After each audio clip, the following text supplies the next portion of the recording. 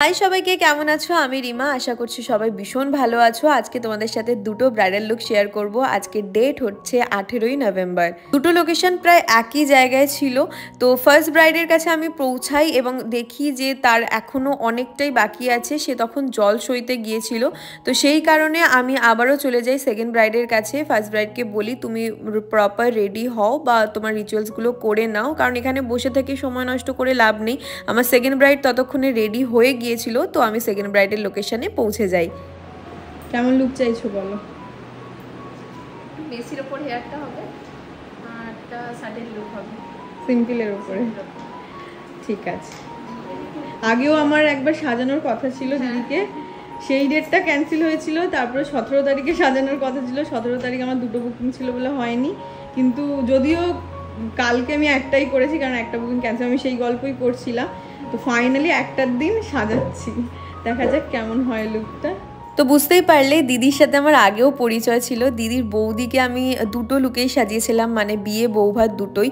তখনও দিদির বুকিং ছিল, বাট তখন ডেটটা ক্যান্সেল হয় এবং পরে আমাকে দিদি 17 এবং 19 নভেম্বরের জন্য বুক করতে চায়। বাট 17 নভেম্বর যেহেতু আমার দুটো বুকিং অলরেডি কমপ্লিট, আমি সবসময় দুটো করে বুকিং নিই। তোমরা যারা আমার ভিডিও দেখো তারা জানো আমাদের দুটো করে টাইম স্লট দেওয়া থাকে এবং ডিস্টেন্স যদি কাছাকাছি না হয় এক্সট্রা আর কোনো বুকিং নেওয়া হয় না, কারণ আমি রিস্ক নিয়ে কোনো কাজ করতে চাই না। আমি জানি আমার ব্রাইডদের মিনিমাম 1 থেকে 1.5 ঘন্টা প্রপারলি আমাকে দিতে হবে। তার সাথে যদি দূরে লোকেশন থাকে আমাকে সেই সময়টাও কাউন্ট করতে হয়। তো এটা ভেবে চিন্তেই আমি বুকিং নিয়ে থাকি, কারণ অনেকেই তোমরা রিকোয়েস্ট করো দিদি আমি 11টায় বসে যাব, 11:30টায় বসে যাব, বাট আমি অনেক কাউকে না করে দিই, কারণ রিস্ক নিয়ে কাজ করতে আমি একদমই পছন্দ করি না। বাট হ্যাঁ, এটা ব্রাইডাল সিজন এবং আমিও মেকআপ আর্টিস্ট এবং প্রত্যেকটা মেকআপ আর্টিস্টেরই এই সময়টা সব থেকে বেশি বছরের কাজ থাকে। তাই তাদের কথাটা মাথায় রেখে আমি বলবো প্রত্যেকটা ব্রাইডকে একটু টাইম ম্যানেজ করে বসতে, এবং যদি টাইম ম্যানেজ না হয় তার সাথে অন্তত কোঅপারেট করতে। যেমন আজকে দুটো ব্রাইডের এক্সপিরিয়েন্স আমি তোমাদের সাথে শেয়ার করলাম। ফার্স্ট ব্রাইড একটু লেট করছিল, আমি যখন তাকে বলি যে আমার সেকেন্ড ব্রাইড রেডি হয়ে গেছে, আমি ওখানে থেকে তোমার কাছে আসছি, তো সে এক কথায় বলে দেয় হ্যাঁ তুমি যাও। মানে এই কোঅপারেশনগুলো থাকলে আমার মনে হয় না যে কোনো সময় নষ্টও হয় এবং কোনো ব্রাইডের লুক খারাপও হবে।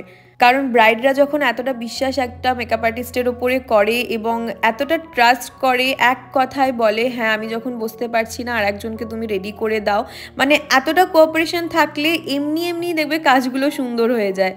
আর দিদির ফুলটা তখনও অ্যারেঞ্জ করা হয়নি, সেই কারণে আমি তার আগেই তোমাদের ভিডিওগুলো শেয়ার করছি। আর দেখো দিদি প্রপার টাইমে যেহেতু বসে গিয়েছিল, সম্পূর্ণ মানে হেয়ার থেকে শুরু করে সমস্ত কিছু আমি রেডি করেই বেরিয়েছিলাম। ফুলটা আসতে অনেকটা লেট হচ্ছিল, সেই কারণে কাবেরী দি লাস্টে ফুলটা দিয়েছিল।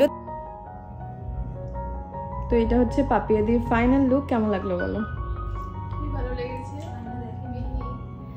আমি দেখলাম, আমি এরকম একটা লুক চেয়েছিলাম, দিদিকে সেটাই বলেছিলাম। তো স্যাটিসফাইড, ভীষণভাবে খুশি হয়েছে তো? খুশি। এখনও যদিও কমপ্লিট হয়নি, এখনও হেয়ার বাকি আছে। হেয়ার বলতে ফ্লাওয়ার বাকি আছে, আর সিঁদুরটা ওই দিকে অনেকটা ছিল বলে সিঁদুরটা একটু বেশি পরাতে হয়েছে। বাট ওভারঅল ভীষণ সুন্দর লাগছে, আর আশা করি ফুলটা পরালে আরও সুন্দর লাগবে। কিন্তু আমি জানি না ফাইনাল লুকটা আমি দেখাতে পারবো কি না, কারণ আমাকে আরেকটা ব্রাইডের জন্য বেরিয়ে যেতে হবে। তো তোমরা দেখে জানিও কেমন লাগলো। একটু হাসো। ঠিক আছে, চলো টাটা। দেন আমি আমার সেকেন্ড ব্রাইডের লোকেশনে পৌঁছে যাই এবং এটা হচ্ছে আজকে আমার সেকেন্ড ব্রাইড। ভীষণ মিষ্টি দুজনেই, খুব ভালো আমার সেই দিনটা কেটেছিল। মানে ব্রাইডরা ভালো হলে, ব্রাইডদের সাথে মেন্টালি ম্যাচ হলে না আমার নিজেরও ভালো লাগে কাজটা করতে, হেসে খেলে কাজ করি। আর আমার সেকেন্ড ব্রাইড খালি আমাকে বলছিল যে আমাকে না বোধহয় ভালো লাগবে না, বোধহয় ভালো লাগবে না। আমি খালি বুঝিয়ে যাচ্ছিলাম কেন ভালো লাগবে না, দেখো লাস্ট অবধি ভীষণ ভালো লাগবে। বাকিটা ওর রিয়াকশন কী ছিল এবং ওর লুকটা দেখে তোমাদের কেমন লাগলো সেটা কিন্তু আমাকে জানিও। ওর রিয়াকশানটা তো আমি শেয়ার করবই, কারণ এইরকম রিয়াকশন পেলে আমার মনে হয় যে হ্যাঁ আমার সাজানোটা সার্থক। ওর মুখের হাসিটা দেখেই তোমরা সেটা বুঝতে পারবে। মনে বোঝাই যায়নি। দারুণ লাগছে। হ্যাঁ দারুণ লাগছে,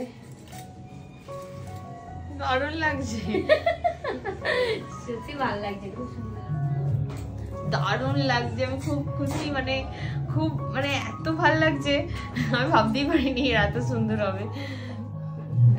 ফুল লুকটা দেখিয়ে দিই। রিয়াকশনটা তোমাদের সাথে তো শেয়ার করলাম, আর মানে 1 ঘন্টার মধ্যে ওকে এই লুকটা দেওয়া এবং ওর মনের মতো লুকটা দেওয়া আমার জন্য খুবই ইজি ছিল, কারণ ও সবটাই আমার উপরে ছেড়ে দিয়েছিল।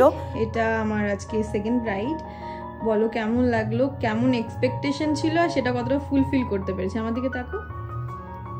খুব ভালো, মানে এত সুন্দর হয়েছে, আমি ভাবতেই পারিনি এত সুন্দর হবে। থ্যাংক ইউ সো মাচ এত ভালো করে সাজিয়ে দেওয়ার জন্য। তোমার ইচ্ছাটা পূরণ করতে পেরেছি? হ্যাঁ একদম, প্রচুর খুশি আমি, প্রচুর।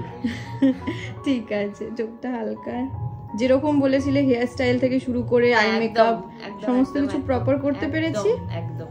পরের ব্রাইডদের মানে আমাকে সাজেস্ট করবে? হ্যাঁ তোমাকে অবশ্যই সাজেস্ট করব, খুব ভালো সাজায় রিমাদি। কেউ যদি সাজতে চাও তাহলে রিমাদিকে বুক করতে পারো অবশ্যই। ঠিক আছে, হালকা নিচের দিকে লুকটা দাও। চলো টাটা। আর আজকে আমার সেকেন্ড ব্রাইডের মেকআপ লুকটা কতক্ষণ স্টে করেছে সেটাও তোমাদের সাথে শেয়ার করব রিসেপশন লুকের সাথে।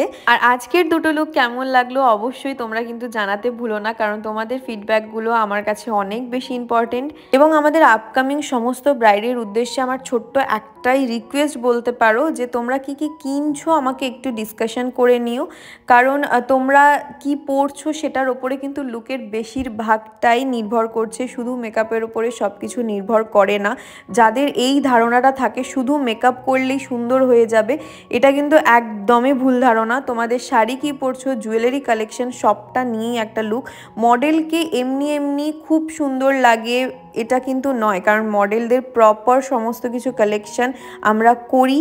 এবং কিছু কিছু ব্রাইড, আজকেরই যেই দুটো ব্রাইড আমি তোমাদের সাথে শেয়ার করলাম, এমন না তারা বিশাল কিছু হেভি কিছু করেছে, কিন্তু যেটুকু করেছে প্রপার করেছে, আমার সাথে ডিসকাশন করেছে, তাই হয়তো তাদের লুকটা এতটা ভালো এসছে।